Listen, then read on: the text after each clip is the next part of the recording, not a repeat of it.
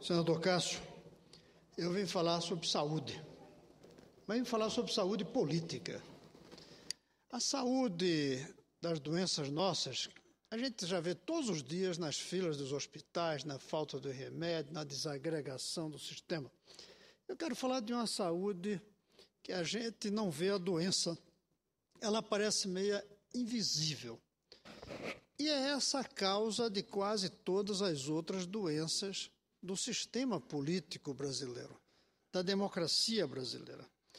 Uma doença que a gente vê na hora é a corrupção, mas a corrupção é apenas a febre.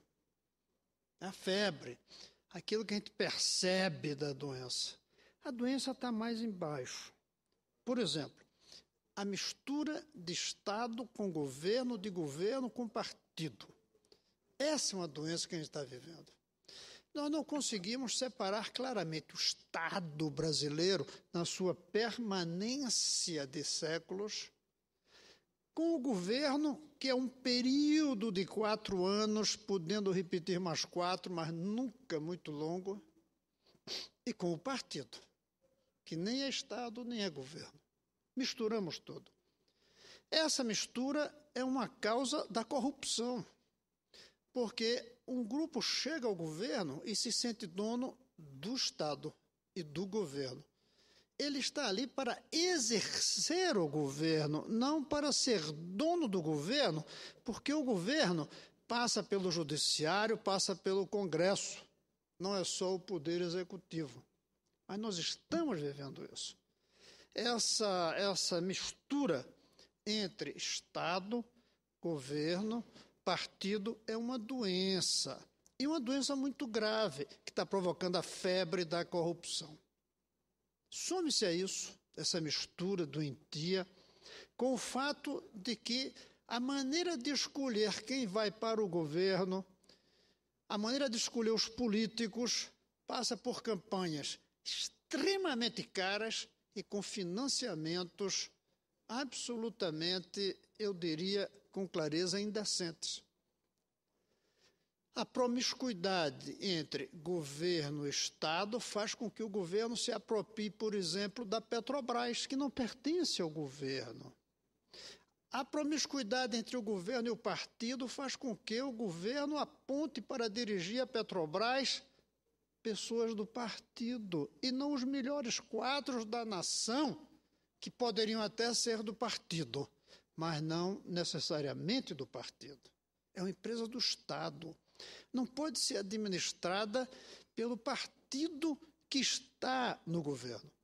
Mas quando se junta isso ao problema da campanha eleitoral, que exige altos financiamentos, que permite financiamento de empresas, aí a doença se agrava.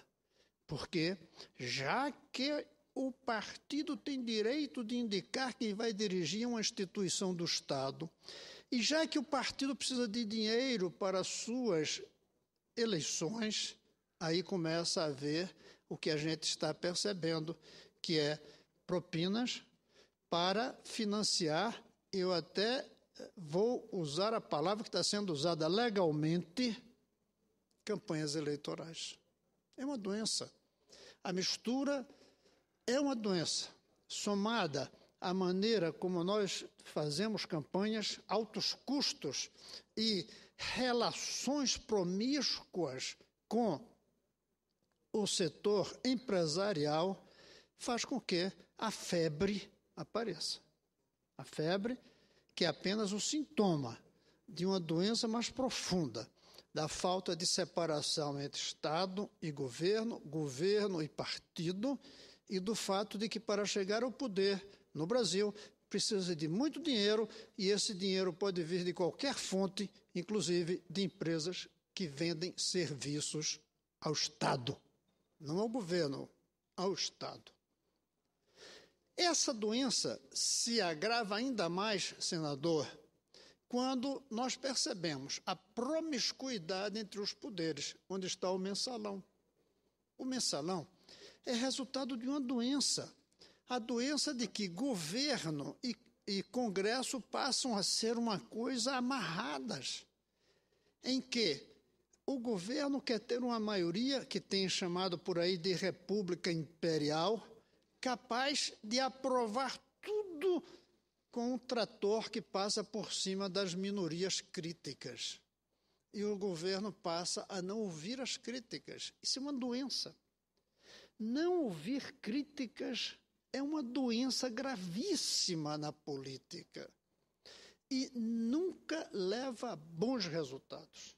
Quem na política não ouve crítica não fica muito tempo sem a febre da doença. E aí a febre o que é? As contas que não batem, os déficits gêmeos que nós temos, tanto nas contas públicas internas quanto nas contas da nação com o resto do mundo, porque não foram ouvidas as críticas. As críticas eram esnobadas, ridicularizadas, desprezadas. Essa é uma doença da política. O governo atual sofre dessa doença de não ouvir as críticas e, portanto, de não dialogar.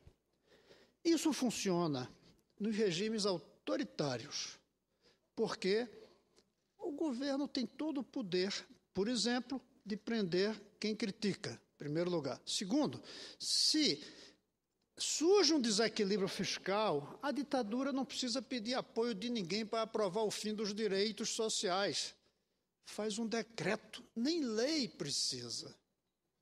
Essa promiscuidade que faz com que o presidente do Congresso seja eleito conforme o governo quer, em que haja troca de favores a qualquer momento, é uma doença. Nós não estamos hoje enfrentando essa doença com a reforma política que é necessária. Uma outra doença da política que nós estamos vivendo é a doença da divisão dos nossos da nossa sociedade, sobretudo a que milita, de uma maneira sectária, por sigla. Ninguém ouve o que o outro realmente está querendo dizer, ou então ouve, mas não escuta, não percebe. Hoje, quem disser que o povo está falando em impeachment é visto como golpista. É uma doença isso, porque está na lei. São os mesmos, isso lembro o que a senadora Ana Amélia falou há pouco, os mesmos que defenderam o impeachment para o Collor e não era considerado golpe. Agora dizem que é golpe defender o impeachment da presidente Dilma. Eu, senador, não fui atraído pelo impeachment do Collor, até porque eu era brizolista e sou até hoje. E Brizola não entrou nisso, a não ser no finalzinho, porque não tinha mais jeito. Quando chegou ao final, ou o Collor saía ou o país não funcionava, mas ele resistiu. E ele dizia, isso é ruim para o Brasil. O primeiro presidente, depois de 21 anos de ditadura e mais 3 ou 4 do governo, então, 25 anos da última eleição, a gente vai ter que tirar no meio do mandato. Eu não entrei no Fórum FHC, que muitos que hoje são contra falar em impeachment defenderam. Mas eu não acho que seja bom para o Brasil ter impeachment. Veja bem a diferença, ter e falar. Falar não depende de nós, o povo que fala. Ter depende de nós, e aí eu não sou favorável. Não sou, porque um país que a cada 4 presidentes tira 2 impeachment, aí é a maior de todas as doenças da democracia pela falta de regras permanentes, mesmo que legalmente interrompidas. Faz muito pouco tempo a gente tirou um presidente. Tirar outro agora não é bom, mas o povo está falando. E aí vem uma outra doença, é esconder a realidade. Aqui os discursos de alguns dos nossos colegas foi de negar a realidade de que o povo está profundamente descontente, mas muito descontente, sobretudo com a presidenta, mas também muito com seu partido. mas também com os outros partidos do governo e também com todos nós, até mesmo com a oposição. É uma doença. A doença de não ver o descontentamento do povo.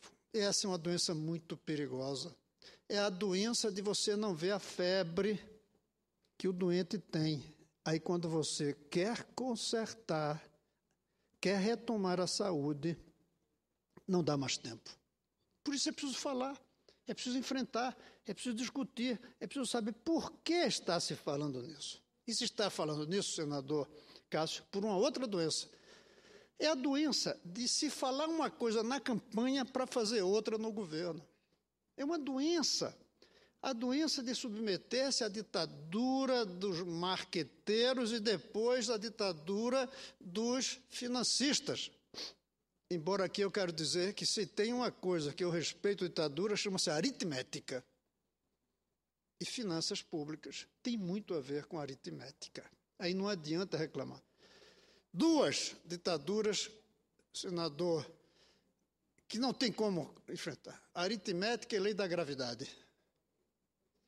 A lei da gravidade a gente ainda dribla com a velocidade e a forma das asas dos aviões, com o gás que coloca dentro dos balões. A gente ainda engana.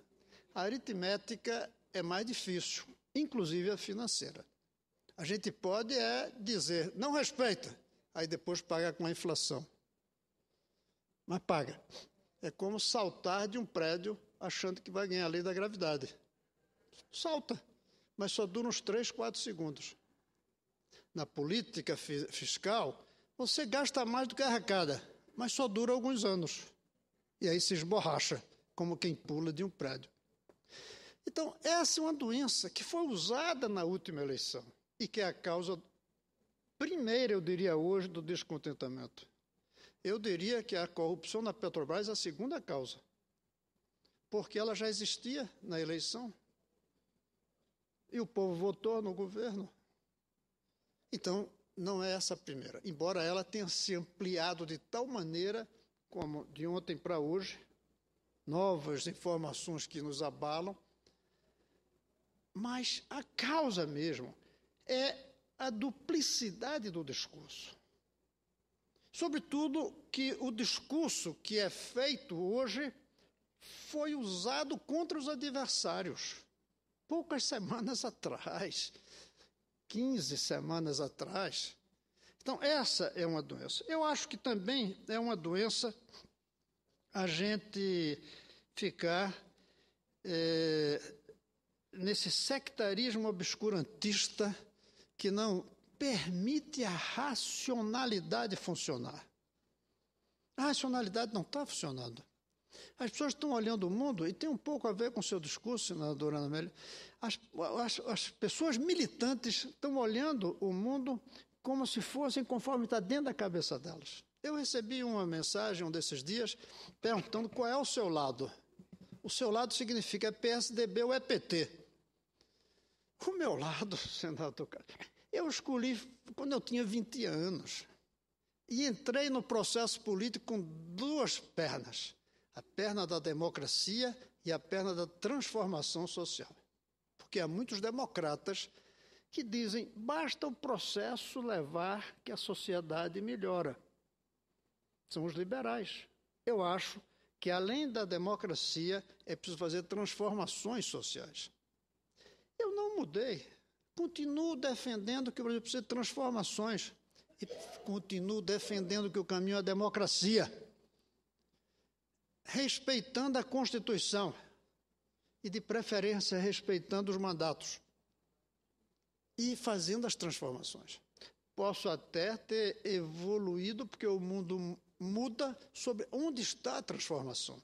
Quando muito jovem, é provável que, para mim, a transformação era a estatização dos meios de produção. Embora eu nunca fui muito defensor disso, nunca fui do Partido Comunista, nunca defendi isso de uma maneira radical. Hoje, para mim, é a garantia da escola igual para todos. A transformação é o filho do trabalhador na mesma escola do filho do patrão. E toda vez que eu vou tomar uma decisão política, eu pergunto, isso leva ou não leva no caminho da transformação de fazer a escola do trabalhador ser a mesma escola do patrão. E eu votei no Aécio, não porque ele ia fazer isso, mas porque ele ia dar 4 anos para a gente se preparar para isso. Inclusive, colocando na oposição aqueles que poderão trazer esse sonho, onde eu acho que, por exemplo, alguns do Partido dos Trabalhadores vão trazer. Do meu partido, que nasceu com Brizola pensando nisso, mas que dentro do Palácio não pensa isso mais. Os subterrâneos dos palácios aprisionam os sonhos. E o sonho de a escola do trabalhador ser igual à escola do patrão precisa ser sonhado outra vez, de fora dos palácios. Por isso, eu acho que o Aécio era um presidente melhor para os próximos 4 anos. Ele mudaria os quadros dirigentes, que eu creio que é uma coisa necessária, para quebrar aquela doença, senador Cássio, que eu falei, da mistura entre Estado, governo e partido. Eu não vou dizer que o PSDB não sofre disso, mas precisaria começar a fazer. O PT vem fazendo há 12 anos. Então, a doença já está aí. Quebraria isso. Seria mais fácil enfrentar a crise econômica, porque a herança não teria sido feita por ele teria herdado a doença, porque o discurso dele não seria contraditório do marketing para o exercício, e ele colocaria na oposição aqueles que poderão voltar a sonhar com as transformações que nós defendemos ao longo de décadas. Eu não mudei de lado. Como a senadora Anabélia falou há pouco aqui, que não mudou de lado. Mas as pessoas mudam tanto de lado, como eu falei na minha parte, que ao mudarem de um lado para o outro, quem estava no mesmo lugar é tido como quem mudou de lado. Eu não mudei de lado e vou continuar falando as mesmas coisas, mesmo que não seja entendido. Por exemplo, não mudei de lado. Impeachment não é golpe. Não mudei de lado. Segundo, impeachment não é bom, como eu pensei na época do Collor, na época do FHC, quando o PT começou a falar em fora FHC, que é uma maneira mais elegante de dizer impeachment. Não mudei.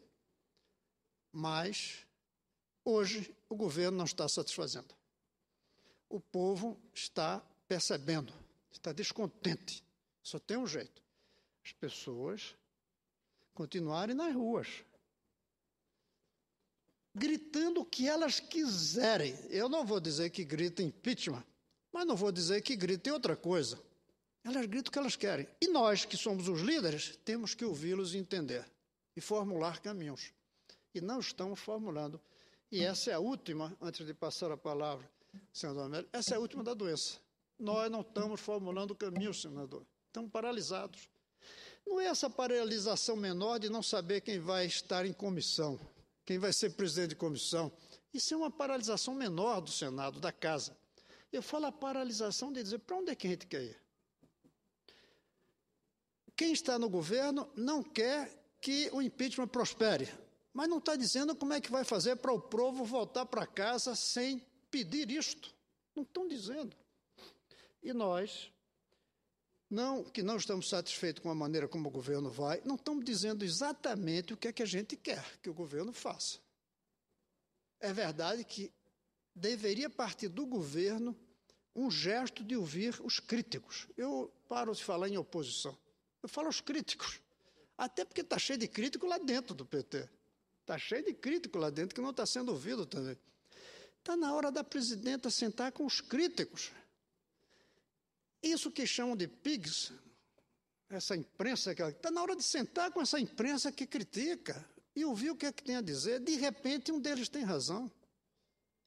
De repente tem. E a partir desse convite de ouvir os críticos, nós, os críticos, me incluo entre eles, a gente tem que saber o que vai dizer. Tem que propor uma agenda para que esse país, não vou dizer que fique saudável na política totalmente, mas que pare, pelo menos, as febres que a gente vem sentindo.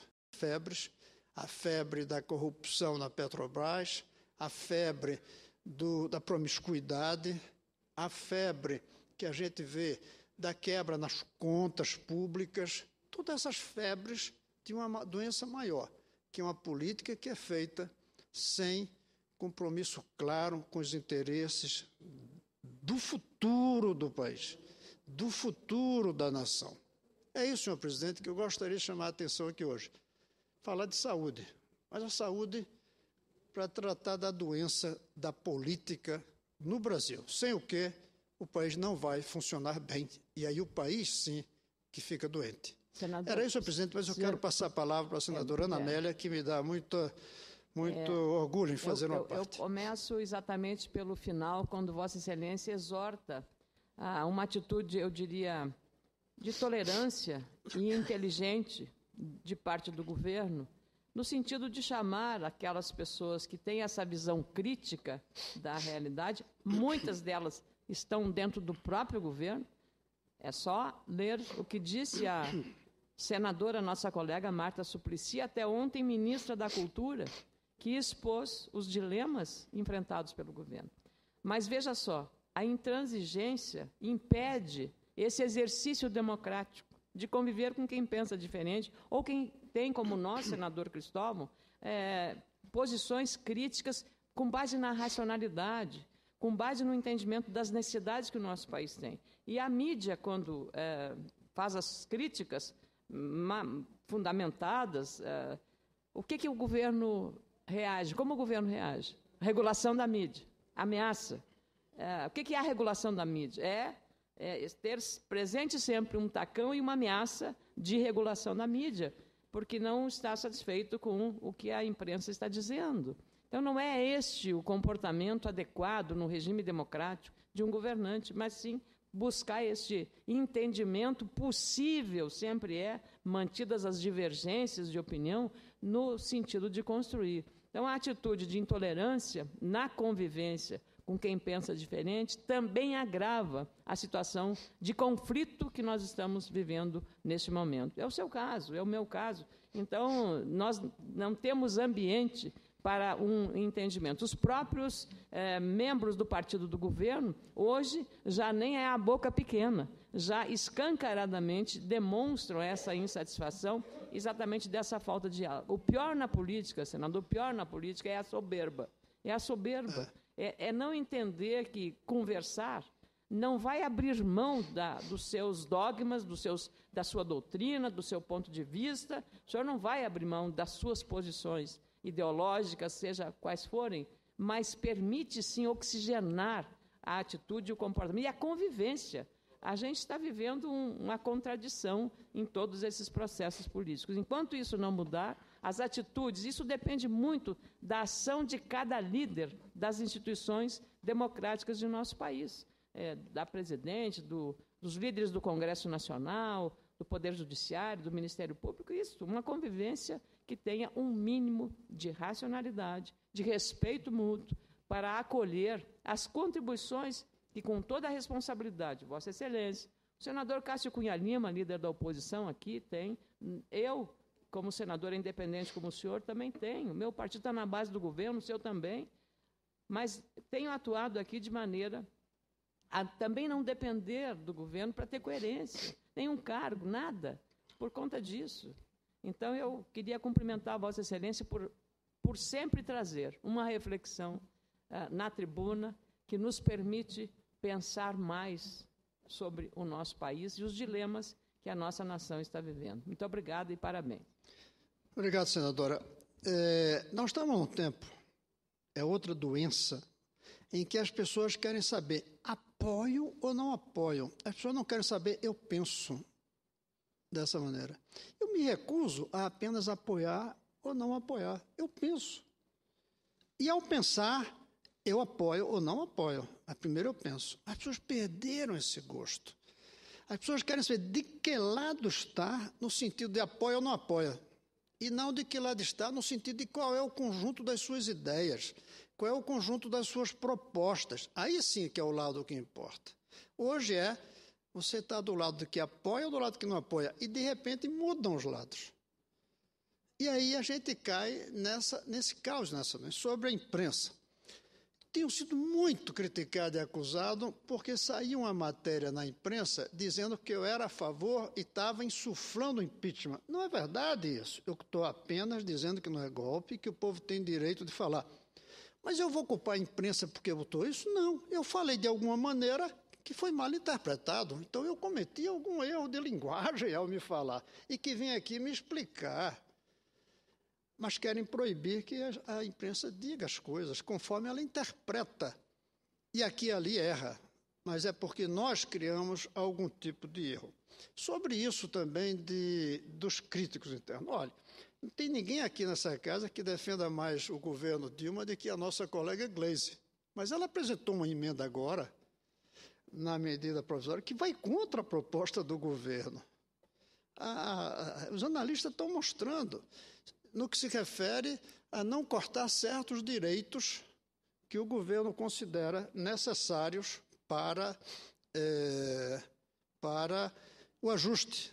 Se ela apresenta aqui uma emenda, é porque ela não foi ouvida, senão ela teria conseguido colocá-la dentro, ou teria sido convencida de que não dá para fazer isso. Esse caos que vem da arrogância, senadora, a soberba, a senhora falou, tem uma arrogância, né? Soberba. Tem uma coisa que é pior ainda do que a soberba, é a soberba eufórica. Porque a soberba encabulada já tem um quê de modéstia. O problema é que o governo vinha tendo uma soberba eufórica, que não aceitava ouvir os críticos. Pelo menos agora, a soberba já começa a ficar um pouquinho mais encabulada ao ver a realidade que está aí. Mas ainda tenta esconder a realidade. Os discursos aqui é de que as coisas vão bem das pessoas do governo. Não houve um discurso aqui dizendo nós erramos e agora estamos corrigindo.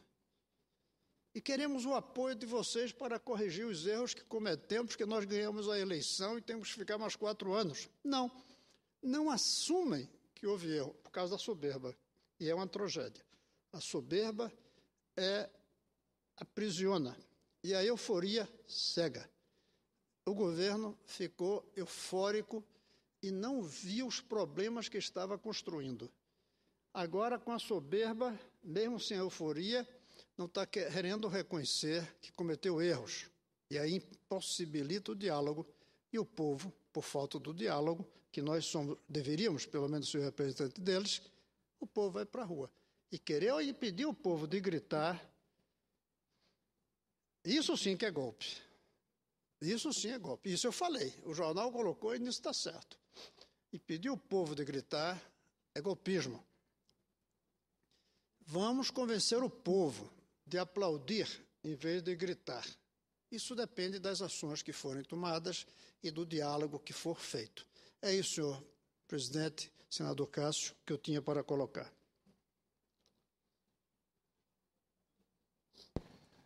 Senador Cristóvão,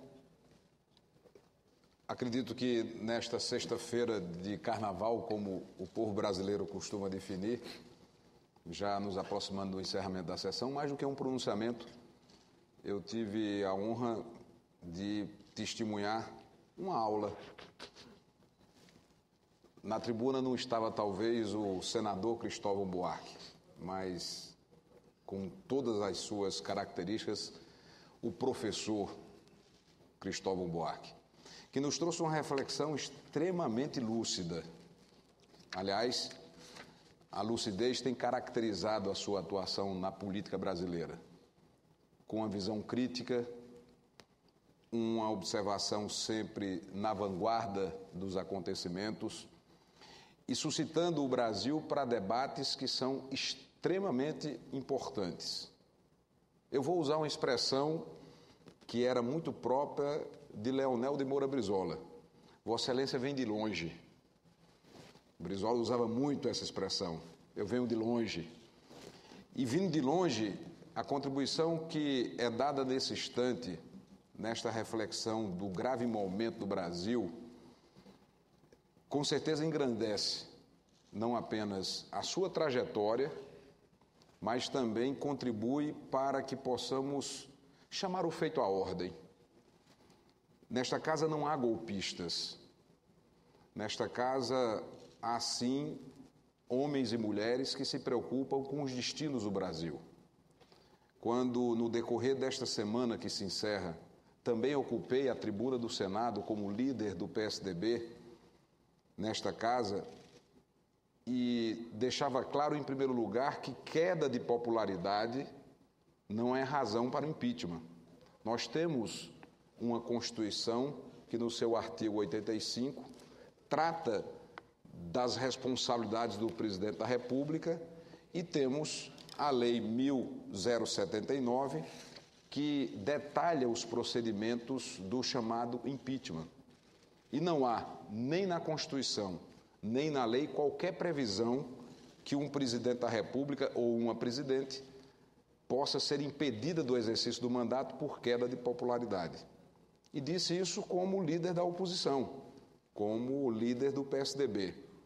A partir daí, parte da interpretação que foi dada a essa minha reflexão é que nós estávamos, ou eu estava, e Vossa Excelência entrou no rol porque me aparteou. É verdade. Né? Tudo isso foi em função do meu aparte ao seu discurso. Exatamente. E veja só, na responsabilidade do que dizia, eu estava exatamente fazendo uma leitura serena dos fatos. Diz, olha, não será por uma queda de popularidade que a presidente possa ser afastada.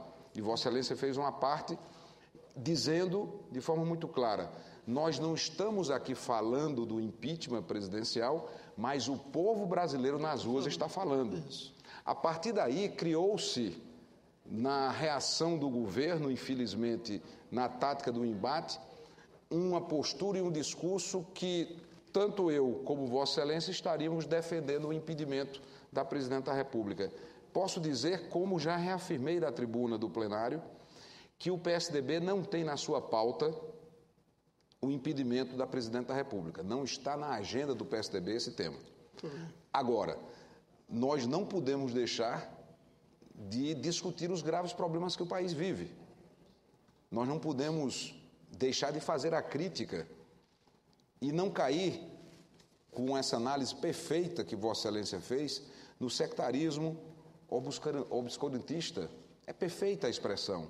O Brasil vive realmente um momento de sectarismo onde, sobretudo, os que nos governam, na maioria eventual que formaram, tentam dividir o Brasil entre nós e eles. Isso tem sido uma prática nesses 12 anos que estamos testemunhando do exercício do poder, com todas essas doenças, e doenças que foram bem relatadas por Vossa Excelência, em que, infelizmente, não vivem momentos agudos, elas se transformam em doenças crônicas. Este é o grande problema. Doenças crônicas que terminam impedindo que o Brasil avance, que o Brasil cresça.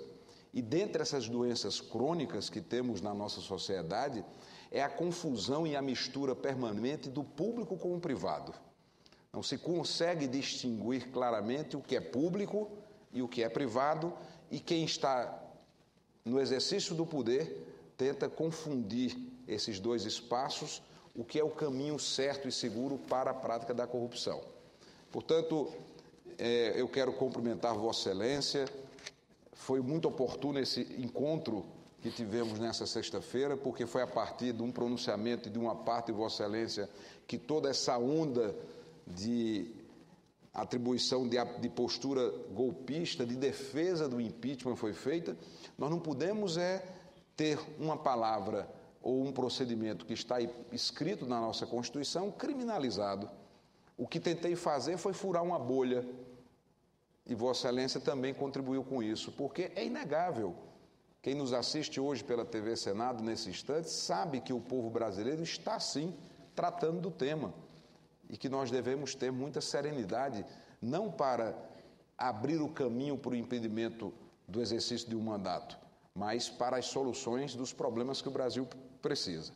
Portanto, cumprimento Vossa Excelência, mais do que um pronunciamento, tenho certeza que nos trouxe uma aula. Muito obrigado, senador. Do professor Cristóvão Buarque. Eu só queria dizer, para concluir, o seguinte: quando o senhor falou em lucidez, o senhor falou de uma maneira elogiosa, mas hoje a gente vive um momento em que a lucidez não é inteligente. ser lúcido hoje não é inteligente na política. Na política, ser inteligente é rasgar a lucidez e mergulhar em um dos discursos que estiver prevalecendo. Eu vou resistir. Eu prefiro ser lúcido a ser inteligente. Eu abro mão da inteligência e fico com a busca de ser lúcido. A lucidez em Vossa Excelência é sinônimo de inquietude, Muito de bem. inconformismo. Conforme. Foi nesse sentido que procurei. Não, foi um elogio que o senhor trazer. quis Foi, fazer. com certeza. Foi Sem com dúvida. certeza e o elogio sincero e escolhido. Eu sei então, disso. essa inquietude, esse inconformismo é que faz com que o nosso país possa crescer, possa avançar e possa encontrar caminhos para as soluções dos problemas. A exortação que Vossa Excelência faz é para que os homens e mulheres, não apenas deste Senado Federal, mas da Câmara, da política, das instituições brasileiras, possam ter capacidade de apontar caminhos. É isso. O que não podemos é ficar na situação de inércia que estamos vivendo, onde quem tem a legitimidade do voto para nos governar apresenta uma postura de perplexidade que não consegue apontar para a nação brasileira os caminhos pelas quais nós devemos trilhar para enfrentar essas dificuldades. Eu não sei se alguém já disse, é bem provável, mas eu vou correr o risco. É preciso levar a lucidez até o suicídio, mas não abrir mão dela. É preciso sempre ter a capacidade de inquietação, de indignação, para que as coisas possam